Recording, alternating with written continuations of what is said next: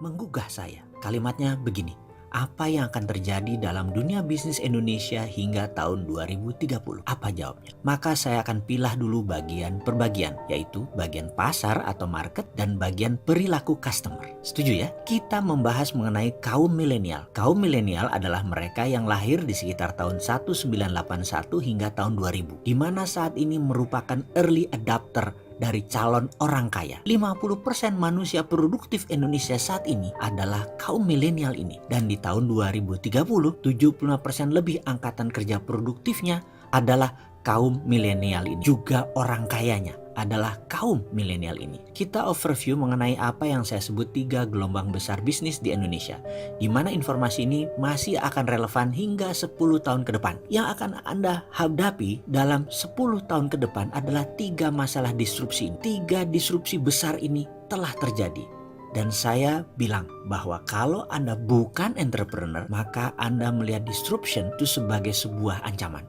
Tapi kalau Anda entrepreneur, maka inilah masa di mana kita menyebutnya the whole new world of business. Dunia baru dalam bidang bisnis. Saat ini ada peluang jutaan banyaknya. Walaupun di sisi lain ada jutaan pekerjaan tutup, ribuan bisnis baru tumbuh dan ribuan bisnis lama juga mati. Itu disruption yang baru. Apa yang di disruption saat ini? Misalnya Matahari dan Ramayana dibunuh sama Bukalapak dan Tokopedia. Travel agent dibunuh sama Traveloka. Tapi di balik itu sahabat, ada jutaan peluang yang tumbuh baru juga. Jadi kalau ada yang mati, pasti ada yang lahir baru. Anda mau bagian yang mana? Ikut bagian yang mati atau ikut bagian yang lahir? Ketika ada 50 produk bisnis industri yang dibunuh oleh milenial, maka kalau ada yang mati, sekali lagi pasti ada yang lahir. Kalau Traveloka itu bagian dari yang lahir karena muncul yang namanya online travel agent.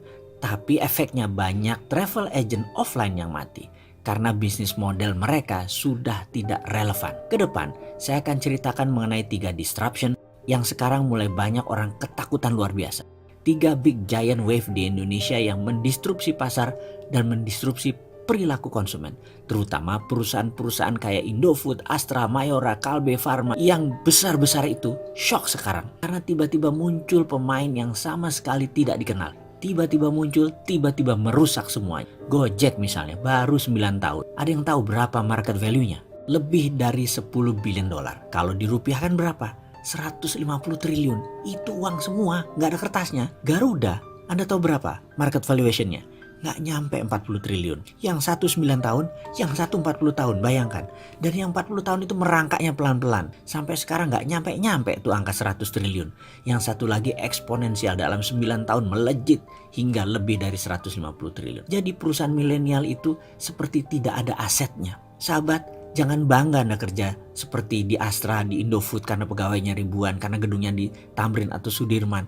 Sekarang anak-anak milenial nggak bangga kerja di perusahaan begituan karena mereka bangganya kerja di perusahaan yang digital. Misalnya Gojek itu menjadi inceran banyak orang. Padahal Gojek asetnya apa? Gojek nggak punya aset. Motor nggak punya, mobil nggak punya, Gojek nggak bayar BPJS, nggak bayar gaji supir ojek. Intinya aset Gojek kecil. Karena itu bisnis mereka bisa besar karena asetnya kecil. Ini aneh dengan bisnis yang zaman dulu. Asetnya besar-besar gitu ya, dan hutangnya besar. Ini tidak. Sekali lagi, di sisi lain, Netflix itu pegawainya cuma 6.000 orang. Valuationnya lebih dari 160 triliun. Kantor aja nggak punya. Jadi omsetnya luar biasa walaupun asetnya kecil. Karena itulah kunci bisnis digital, asetnya kecil. Lalu diskusi apa yang kita akan seriuskan? Kita akan diskusikan pertama tentang millennial disruption. Kenapa millennial disruption?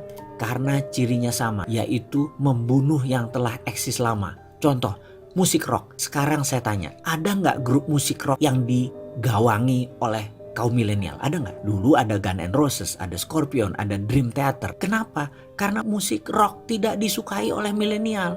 Milenial sukanya musik apa? Musik hip hop. Ada 50 produk bisnis industri yang dibunuh milenial. Dan itu bukan kata-kata saya, tapi itu kata-kata riset. Semua ada risetnya.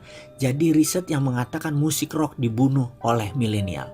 Sahabat, sejak 2017 untuk pertama kalinya album musik rock dilampaui oleh album musik hip hop. Jadi ada satu yang nyungsep pelan-pelan, ada satu yang naik. Pertanyaan pengingat, Anda mau yang nyungsep atau ikut naik? Misalnya lain lagi, Grup lawak itu dibunuh sama milenial. Sri Mulat sudah nggak ada. Dulu ada Jayakarta Group, hilang semua, dibunuh sama milenial. Karena milenial nggak suka dengan grup lawak. Sukanya apa? Sukanya stand up comedy. Dan saya itu kalau nonton Sri Mulat tuh ngakaknya luar biasa. Tapi kalau milenial nonton Sri Mulat, itu lucunya di mana Sri Mulat itu? Nggak ngerti dia itu sebaiknya. Kalau saya lihat stand up comedian, itu lucunya di mana? Tapi milenial itu bilangnya lucunya minta ampun. Jadi dua generasi ini berubah luar biasa. Dan cita rasa humor juga bergeser. Kecintaan terhadap musik juga bergeser. Lalu apalagi yang bergeser dan bagaimana menyikapinya? Kita diskusi lebih lanjut tentang digital disruption. Semua hal nanti akan digantikan oleh robot. Apa yang bisa mekanik dan elektrik pasti diganti robot. Jadi manusia semuanya nanti bisa digantikan oleh AI, Artificial Intelligence. Disrupsi digital ini akan banyak menelan bisnis bergaya tradisional. Bayangkan gerakan digital disrupsi ini seperti gerakan vortex, yaitu gerakan baling-baling pesawat. Baling-baling itu kalau muter makin kencang dan makin banyak dayanya, makin melumat putarannya ke dalam. Ini gambaran industri. Mana yang makin ke tengah, mana yang makin mendekat dengan titik lumatan, makin hancur-hancuran bisnis itu. Pertama yaitu Google dan Facebook. Mereka adalah industri yang paling cepat mendisrupsi sekaligus paling cepat terdisrupsi. Dalam 10 tahun ke depan akan terjadi perubahan dalam dunia sosial media dan dunia search engine, di mana mungkin saja tetap Google yang memimpin, namun sudah bergeser jauh ke fungsiannya dari saat ini. Kedua, media akan terdisrupsi yaitu media mainstream. Kompas, Femina, Jawa Pos, RCTI, TVRI tidak tahu lagi sampai kapan. Namun di tahun 2030 rasanya semua itu menjadi dinosaurus, hilang. Contoh saat ini ya, Net TV itu tiba-tiba melay-off banyak karyawan. Persaingan mereka itu dengan individu yang asetnya minim. Bayangkan Net TV itu asetnya heavy sekali dalam overhead. Dan bagi perusahaan, overhead yang besar itu adalah kanker bagi perusahaan. Dibandingkan dengan apa? Dibandingkan dengan Ria Ricis, ya jelas aja penontonnya lebih banyak Ria Ricis. Kenapa? Karena lebih disenangi saat ini. Bayangkan, Net TV itu investasinya 3 triliun untuk dapat viewer 1 juta per hari. Channelnya Bosman Mardigu itu 1 juta juga viewernya per hari. Dari YouTube, IG, dan FB. Modalnya berapa? Kecil sekali. Atta Halilintar per hari itu 7 juta viewer. Deddy Corbuzier itu 6 juta viewer. Raffi dan Gigi itu 10 juta viewer per harinya. Modalnya nggak sampai semiliar. Bubrah itu semua media mainstream. Apalagi nanti waktu 5G hadir di Indonesia tahun 2020 dan 2021. Generasi milenial dan generasi Z tidak nonton TV. Nontonnya semua berbasis internet. Ketiga, apa yang terdisrupsi? Retail shop.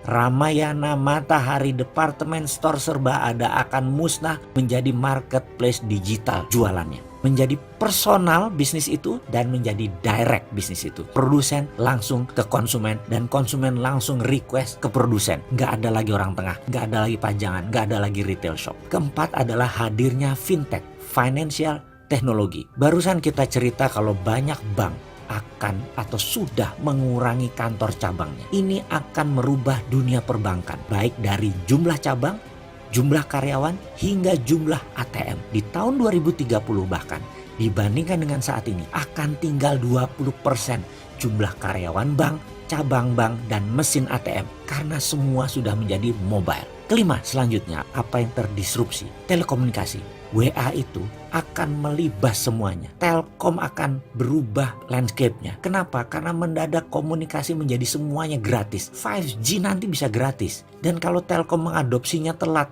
baru 2045, Singapura sudah mengadopsinya sekarang, maka di tahun 2021 telepon kita bisa 3. Salah satu teleponnya adalah Singtel. Karena kita nggak bisa tahan lagi udah pakai satelit. Semua wilayah Indonesia di cover dan gratis. Mampus itu Telkom. Tapi itu adalah bisnis yang terjadi bahwa telekomunikasi akan terdisrupt kalau tidak cepat-cepat melakukan perubahan game changing. Kenapa? Karena telekomunikasi merubah dari more for less jadi more for zero. Itulah yang dilakukan oleh digital company. Mereka menghasilkan more for zero. Itulah ciri digital disruption. Keenam, apa yang terdisrupsi kemudian? Edukasi. Edukasi nanti tidak akan pakai ruang kelas dan guru lagi. Apa yang dilakukan? Mereka menggunakan digital, ruang kelas tidak sebanyak sekarang lagi. kampus dan sekolahan itu tinggal separuh kebutuhan ruang kelasnya karena semua digital. Guru dan dosen tinggal separuh dibandingkan saat ini. Karena itu akan terjadi disrupsi gila-gilaan di bidang edukasi. Dan ini akan membuat shock. Kuncinya sekali lagi, dalam digital disruption, cirinya adalah kita menghasilkan layanan yang more for less. Jadi produknya 10 kali lebih bagus dari yang existing. Tapi 10 kali lebih murah dari produk yang existing juga. Kalau itu sampai terjadi, maka industri akan digoncang oleh layanan more for less dan more for zero.